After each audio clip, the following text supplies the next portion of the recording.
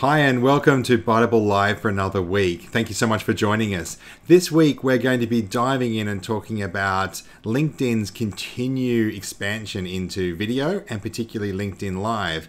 And what better guest to get on the show than somebody who uses LinkedIn to drive his business and helps other businesses learn how to use LinkedIn and other kinds of marketing and sales tactics, Matt Whyatt. Matt, thank you so much for joining us.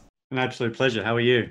I'm very well. So Matt is an expert in sales, as you can probably tell from the logo behind his head. He helps a lot of business-to-business software companies sell their wares, and part of that strategy is naturally going to be around presenting yourself online. And so I'm excited today to talk about LinkedIn's continued expansion into video, which is great for us who are focused on selling to businesses and enterprises. So I'm really keen to jump straight in, Matt, and sort of ask you, why do you think LinkedIn is really doubling down on video now? Are they too late, or is it the right time for us business salespeople? Oh, look, I think that LinkedIn, thank you for that. So, look, LinkedIn is going through its own sort of growth phase, and it is going to be behind the social stuff. What they want to do is they want to get stuff, shall we say, hashed out in the other non-business arenas like Facebook and other social platforms. But when they make a decision like this, there's some really smart operators who are going to drive this. And I just know myself, if I'm on LinkedIn, I'm scrolling through video, I stop and watch. And that's just a reality. I still write articles, I still produce documents, but it's easier for me to produce, and it's actually easier for the consumer to absorb, to take in when it's on video. Yeah, I totally agree. As somebody who finds reading taxing, I'm much more likely to sit there and absorb a video. And on the flip side, as somebody who needs to sometimes produce videos like this, it takes a little bit less effort for the words to come out of my mouth as they do to appear on a notepad or in a Word doc. So, video is that great way to produce content quickly and easily. So I think it's an exciting space. Specifically looking at LinkedIn Live, I mean, what do you think live video is going to bring to LinkedIn that we don't already have with pre-recorded videos? Yeah, I'm not sure actually. The what we'll do is add that element of liveness, obviously, but also that element of chance. So I know that when I produce my videos, I just go through and record it probably half a dozen times just to get the intonation and the positioning correct, because I treat LinkedIn video very differently to how I treat Facebook video, for example. With Facebook video, go live, shoot something, upload it. It just feels a bit more social, a bit less pressure to actually get it right. But when I do LinkedIn, it's I haven't actually gone live as yet, so I don't know the reach difference. But what I do know about even producing regular video, and I just do it on my iPhone, when I do produce that video for LinkedIn, the reach, the number of views I have far exceeds the number of people that actually see my videos on Facebook. So that's the first thing that I have found. And immediately, because you're on a business platform, people are there for a business platform. They're not there to check out my dog photos. They're there to actually grow professionally, see what's going on in the industry. And they're scrolling through, they see something. And I've literally had 3 in the last week people come to me saying, "Oh, I've been thinking about you." Well, that may or may not be true, but the reality is that they have received emails from me. We've had conversations, but it's been some many months since I've communicated with them, and they've come back, and it's because of that video, that extra touch that I've put in there.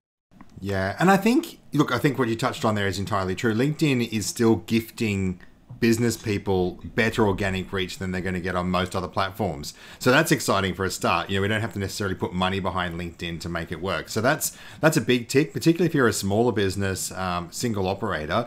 LinkedIn's going to give you that reach. Look, for my personal take on live is, I like to think that live's going to give us a little bit more freedom to make mistakes, to be a little bit less polished, maybe be a bit more real. So all of a sudden you can do company or product announcements as the founder or CEO of a company, and you don't have to produce this perfectly edited, formatted, crisp, clean video. It can be a little bit more jumpy. You can make a few mistakes, like I'm sure we're going to do today, a few misspoken words, and people forgive you because they go, "That's all right, it's live," even for potentially a big company. So But you know, and I think the third point you made there around the gifted extra reach with live, you've got to expect LinkedIn is going to do exactly the same thing that Facebook did and give everyone who's going live a little bit of an extra boost, a bit of a reward. And if you're able to, and let's assume the platform works similar to Facebook, if you're able to start engaging people in comments in your video while you're live, you've got to imagine that's going to be a huge amount of boost on LinkedIn. So I guess it stands, we're going to wait. We're, for both of us, we're based in Australia, which means we don't get it straight away. There's some privileged Americans, no doubt, that are going to get this first. And we sort of wait to see their videos to see how it takes shape. Absolutely. So it's certainly not going to take place of other channels and other medias, but it is going to augment. It's going to give us more ways to get in front of people. And if I can actually get those extra views, I can actually get that extra reach to the certain target market, it's going to be better. So actually that brings me up to one particular thing when people are producing videos around about that number of views. Now, whilst I did say earlier the number of views on LinkedIn was higher for videos and photo posts, I produced about 75 vlogs about a year or so ago, going through various training elements. That's all on my Velocity Selling channel. But the reason I bring that up is that at some videos, I would only have 30 or 40 views, 50 views. And I was sitting there thinking, oh, goodness, I'm really not reaching enough people. And it's not working. And I got a phone call from a potential client, said, oh, I've been watching your videos and I want to do X, Y, Z. And I turned into a massive contract. So for the people out there who are starting with this, who are actually getting out there to drive this type of interaction, don't get sucked into the vanity metric of I need 10,000 views. You're not a Casey Neistat or whoever else might be your favorite blogger with 1 million views. That's not your market. Your market typically in B2B sales is not about commercializing and monetizing your videos. It's actually just getting attention. And if you've got that attention, you can actually transfer that value and that knowledge. And if you can do that, then people will trust you to actually work inside their business or engage that business for them. Yeah, and it's the quality of that connection, right? So we think about views, and that's just a single person starting to watch a video. But if you produce a 3-minute video, blog, like you said, with some real advice in it, and someone watches for 3 minutes, that's a much bigger engagement than 3 seconds on a Facebook video where the numbers are just going up. So I guess my hope for LinkedIn Live is that they start to think about things like that and say, well, let's give business owners, marketers, salespeople a bit more knowledge about what's happening. Because if I'm producing say even like this, a half hour or a 20-minute, interview piece. Well, if someone watches this for 20 minutes, there's a lot of buy-in. Sure. And I think that's what I'm hoping with LinkedIn in their videos, that they go a little bit further and say, because I know LinkedIn's keen for people to upload native videos. They don't like you linking off to Facebook or a YouTube or a different platform. So my hope is the way they encourage you to be native with your upload is not just that you get more reach, but that you get more data, more insights. If we can get to that kind of level, it's going to help people like us who actually try to produce videos get a lot more reach. So I think that's going to be fantastic. Yeah, absolutely. So jumping into a couple of tips and tricks, as I know you spend a bit of time on LinkedIn. Like you said, you produce those 70 videos. I'm just wondering if there's a few tips and lessons that you've learned that kind of help with a video on LinkedIn specifically to, I know we said reach isn't the most important, but we do want to increase our metrics. So if we want to get a bit more reach, a bit more engagement, are there a few things you've picked up along the way that you can impart that wisdom with everyone watching? So a couple of things is around about being a human, and I know that sounds well, obviously, but what that looks like is if somebody's gone ahead and liked your video, is message them on LinkedIn, either through comments or even privately, saying, hey, thanks for liking my video. And I know that sounds really hard work, like a lot of actual work to undertake, but if you're getting 20 or 30 likes, just take that message, say, hey, thanks for liking my video, and send that to some, or oh, thanks for liking my video, love to catch up at some stage. And if they're in your target market, you send those out, people are going to respond. And so I've done exactly that. And I've created exactly the return I was expecting to do, which is creating those conversations. Whereas they go, oh, well, this is actually a human being. So it's that non-automated high touch piece, because really in my contracts, we're not selling 50-cent widgets. We're not selling B2C. We're selling business to business. But when you at the overall, it's not B2B or B2C. It's actually H to H. You want to be a human selling to a human, and it doesn't matter whether I'm selling into the biggest mining company in the world, which I have done, but also selling into a 3-person business, which is what I've done. It's still a human is communicating with another human. Yeah, no, I think that's really good advice, and I hadn't actually ever really occurred to me, but yeah, when people comment, because it's a business contact and you can see this is a 2nd degree or a 3rd degree connection, well, what better way to expand your 1st degree network, who are the ones who are ultimately going to be the first ones to see your videos, than actually engage with them and send an invite and actually make that connection. So yeah, it hadn't occurred to me, but a small reach, but as long as that reach is getting to 2nd degree and 3rd degree connections, and you can expand your contact book on LinkedIn, that's got to be a win. And that's, in some ways, it's a bit like that's what's building your subscriber base. People who are your 1st degree connections are the people who LinkedIn will show your videos to first. So every single time you get a like or a comment, I think that's a really good action point. If you get a like or a comment from a secondary connection, reach out and have a human-to-human engagement with them. That's right. Expand your network. Exactly. And also, if you get a comment from anybody, really, thank them for their comment. It creates that extra interaction on the video. And of course, if there's more views, more interaction, more engagement with that video, well, then LinkedIn's going to say, well, obviously this is more important than the previous thing that has got no engagement, no conversation going on in it. So you're sort of creating your own marketplace and creating some extra engagement there. Brilliant. So thinking about the content we're going to produce for these videos, I guess it's a different mindset, isn't it? In Facebook or Twitter, I'm thinking entertaining, get attention. I think you articulated it perfectly before. When somebody comes into LinkedIn, they're looking to improve themselves. They're looking to achieve something. So you've got an action-orientated, business-orientated mindset. So, what's the kind of content we want to be taking onto LinkedIn to, I guess, engage and to get the attention of our potential customers? Yeah, great question. Actually, I did this exactly thing the other day. I spoke to a lead, wasn't in my target market. I thought, well, I'm on the phone, no point just dumping them. So I said, so what's your biggest challenges? How can I help? Work through some things.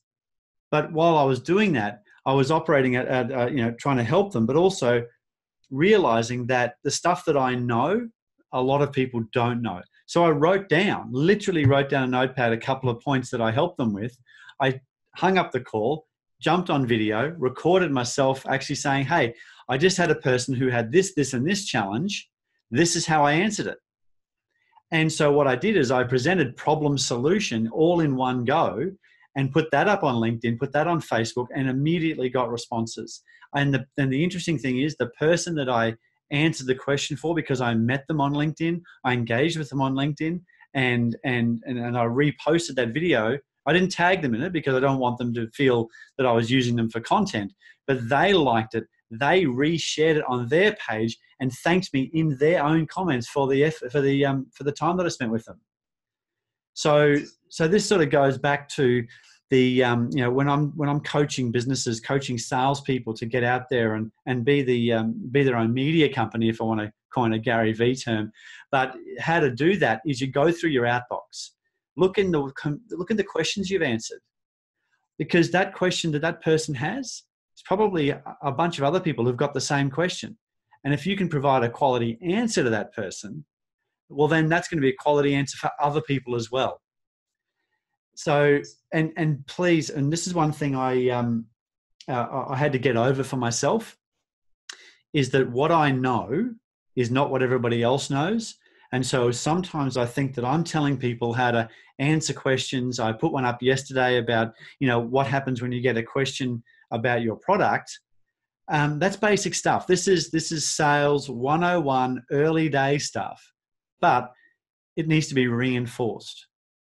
And it's super important to reinforce that stuff. So my point there is, don't be self-conscious. If you're a marketer or a tech person or a salesperson, put that content up, because you're going to help somebody. And if you help one person and they say thank you and they share it, that might be that connection, or that might be the secondary connection that you need to really blow up your business.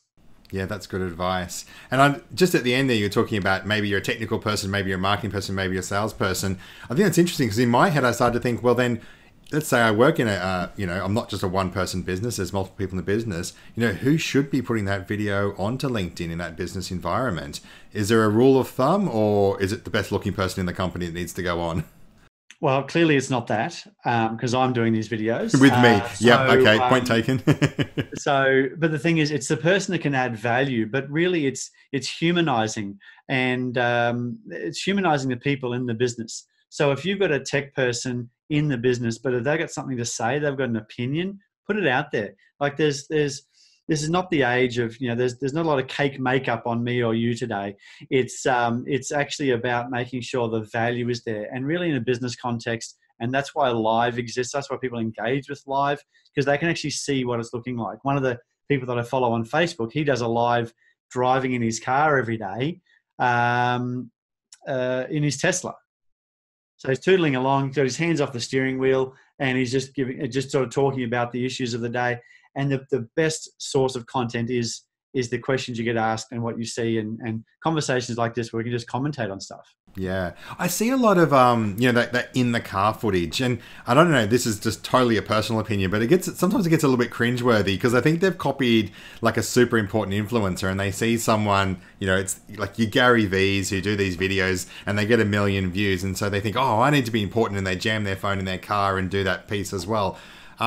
I don't know about that. I kind of struggle a little bit. I think a little bit of preparedness makes a bit of a difference. I mean, we kind of come in, it's like what we're doing here is, we've obviously planned, we've sat down, we've booked a time, we're going to take the approach. I feel with LinkedIn, personally, I think there's some value in showing a little bit of respect and not being super casual. Yep. I don't know what your feelings are on that, but I think it is a different network. I absolutely get that. So you, with that was on Facebook, by the way, those car videos. Yeah, it's absolutely on Facebook. I haven't seen anybody do a car video, and the ones that I have seen do a car video, they're actually produced.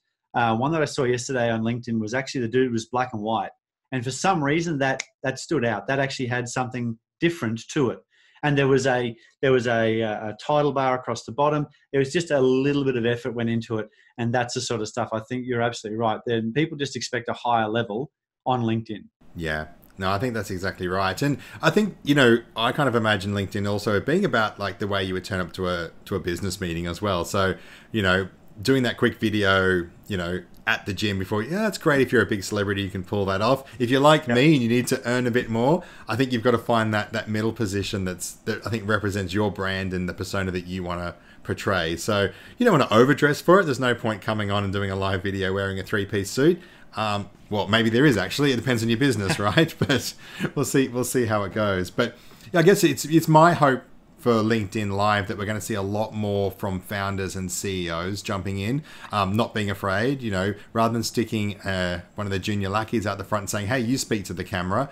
I really want to see the decision makers jump in and just go, do you know what? I'm not in an ivory tower. And I'm thinking here, not just medium businesses. I'm thinking banks and big mining companies. I want to see the CEO of a major bank jump onto LinkedIn, do a video, and just be a real person and break down those barriers. Because I think if we can get to that, and that's the world of social media and the world we're moving into, I think that's going to be a better place. I don't want to have to wait. We're in Australia, we had a banking royal commission, and you see the CEOs of banks jumping, oh, that's what they look like. That shouldn't be how you present a brand. You shouldn't be hidden away. So I'm hoping that's what comes out with LinkedIn. Yeah, and certainly with businesses, certainly the startups, the scale-ups, if they can actually get those founders, and I've spoken about this in podcasts in the past, where that I believe that founders and CEOs actually have an advantage if they actually get themselves in front of a camera and actually get themselves out there. Because if they can tell their story, how they saw a problem and how they solved it, and the challenges of the day, it's the journey piece. Where they go, we're dealing with this, we had this happen today, and this is how we dealt with it. That creates that level of engagement again. It doesn't need to be shaky cam, but certainly make a bit of effort and say, hey, this is what we're dealing with. This is how we showed up for it. Fantastic. That's brilliant advice. Thank you so much for that. So Look, I guess as a last question, I'm keen to find examples of things. So, I mean, one example that I can say is obviously if you want to see the kind of videos that Matthew's producing, then jump onto LinkedIn, find him there. You'll find a bunch of videos if you trawl through all the old posts. And that's not to say, I'm sure Matt would be the first one to say, I'm not going to be the world's expert at video marketing on LinkedIn, but, it's somebody you've listened to, so you can see those videos. Are there other notable people that you might recommend people go and check out on LinkedIn who are doing this reasonably well? On LinkedIn, so there was a lady named Ruby somebody. I'd love to have been prepared for that question. Sorry. So there's a lady named Ruby something that she is doing lots of video stuff on LinkedIn, and that it does feel a bit Facebooky. But Yeah. you know what? There's some advantages to being a young female, very capable person and being able to get that piece out there. I think she was a really early adapter, was able to get that out there, and it was already comfortable with the media, so with the medium of video marketing themselves. So I do that. Also, I've actually, next week, I've taken my, just shoot it with the iPhone videos. Now I've put them through a video editing suite, and I've added a title, added subtitles, and I'm just taking it up another level because I can see the immediately, as soon as I put stuff out there, and I haven't done it for, up until a couple of, about a month or so ago, I hadn't done it for some months. The day that I sent that out there, I got business coming back to me. Yeah. It's an absolute one-to-one. I put and don't expect everybody to have that response, but I put some content out there and I got contacts, I got more connection requests, and I actually got work. Yeah, and look, I was to say, case in point, I mean, we had a coffee, 9 months ago. You posted a video back up on LinkedIn, and I went, here's someone we can get on to talk about LinkedIn videos. So, and here we are as a direct result of you going back onto LinkedIn video. I went, I'm pretty sure if I contact Matthew, he'll be all in, and you did. So, again, might have only had 30 or 40 views, but one of them was me, and for whatever it's worth, you're on here now. So, That's it. So one of the good things about the way we do this is because we have a producer behind the scenes, Nick. So he's going to hopefully be able to find Ruby's URL and post that in the comments below if you're watching this on Facebook Live. If you're watching on YouTube, I don't know what we'll do. But also a couple other people, we spoke about Gary Vee. He's a great example. He's someone who's moving from Facebook and Instagram into LinkedIn. He's bringing across an audience. That doesn't mean he's doing it perfectly for LinkedIn, but he is a business guy, so he's somebody to pay attention to. He also tends to set trends ahead of time. Gary was kind of the one who pioneered that the fake status bar that goes across the bottom, and now every influencer's got a fake status bar because Gary Vee did. And the third one I'd mention is LinkedIn's actually got a video marketing course, and they've done a whole video section where they've got their number one video person, and I can't remember her name at all, except that she's got awesome bright colored hair and a top hat. But I will get Nick, and hopefully we'll find that link and drop that in the comments as well. It's well worth checking out not just the LinkedIn ad for the video marketing course, but also her channel to see how you become the top, because I didn't know who the top person was until LinkedIn did that ad. So we'll drop that link in as well. Like I said, if you're watching this on a different video platform, jump across to our Facebook page and we'll drop it in the comments as we're going live here now. Yeah, look, there's a couple of probably notable mentions as well on how they do it well. I think the guys over at Dent do a pretty good job of getting that marketing out there. Glenn Carlson and Daniel Priestley do a good job there, and also if a person is looking for hard out LinkedIn training, then Julie Mason is somebody that is I think in the top 25 LinkedIn experts in the world. Australian lady, Brisbane lady actually. So, and I know her as well. So those types of people. So if somebody wants some hard out LinkedIn training, then it's all available there. Fantastic. If somebody wants to find you online, Matthew, what's the best way for them to find you, I guess? So you may or may not have guessed that velocity selling might be a way to find me. Matthew, you can find me at matthewwhyatt.com, velocityselling.com, and just find me on all the social with Matthew Whyatt or Matt Whyatt. I'm there. Not Matt Whyatt. I'm not a BMX rider for the Nitro Circus. I know that'll come as a surprise to everybody here, but I'm not very hardcore. So do find the person in the suit, not in the helmet. Fantastic. Matthew, thank you so much for your time. I really appreciate it. And we'll catch everybody on the next episode of Biteable Live. Thanks so much for joining us. Cheers. Thanks, Jared. Bye now.